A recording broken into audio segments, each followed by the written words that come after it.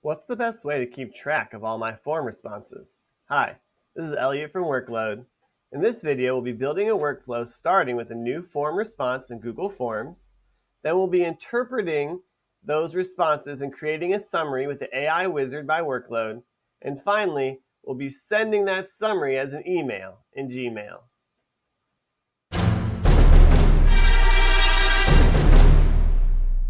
All right, let's make a workflow. So we're going to start here at the workload editor. We'll give our workflow a title. So this is going to be forms to wizard to Gmail. And I'm going to select my trigger by clicking on the trigger box. This is going to be in Google Forms.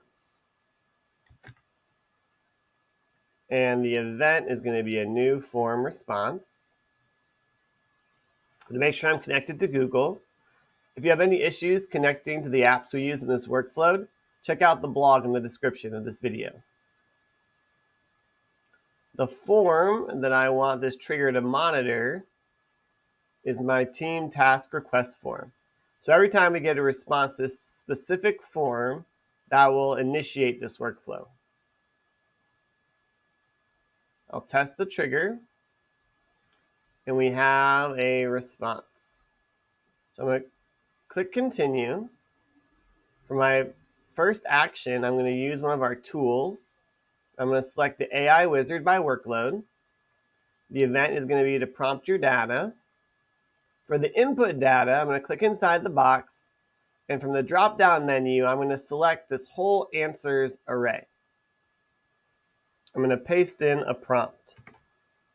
You are an assistant analyzing form submissions. Please read the answers carefully and write a short professional summary that describes what the responder needs.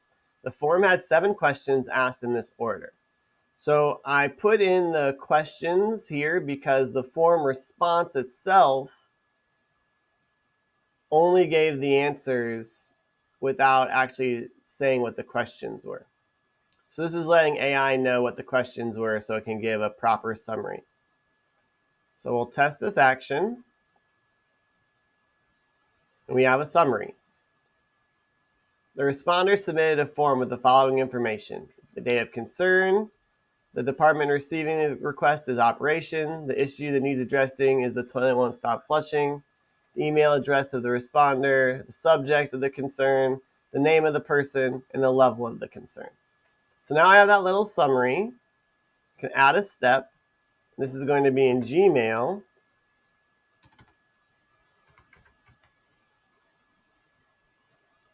I'm going to send an email. Make sure I'm connected to Google. I'm going to paste in my email address for the recipient. I'm also going to be the from email address and the reply to email address. From is going to be me.